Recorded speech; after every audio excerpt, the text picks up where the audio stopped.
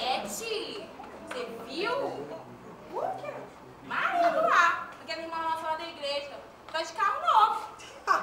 Querida, nós só devemos 80 prestações e ainda devendo até ela.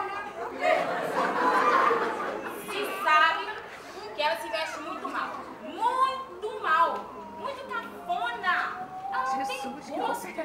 Nossa, o mau gosto chegou e parou assim. Então se veste mal. Ó, domingo passado, olha como é que ela veio pra igreja. Blusa rosa, saia roxa, sapato amarelo. Jesus! Olha que cafonice. Não, eu uso essas roupas assim, ó. Pelo menos eu tô combinando, né? Estampado liso. É verdade. Estampado liso, né? Não, quer usar tudo colorido, igual um jardim. Nossa, muito cafona. Parece que não existe, sabe? Loja, revista, assim, ó. Revista pra isso, ó. Tô olhando. Caras, olha.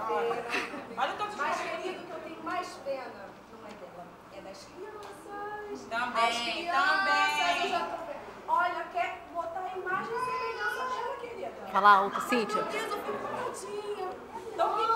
As crianças não merecem. Mas ela bota.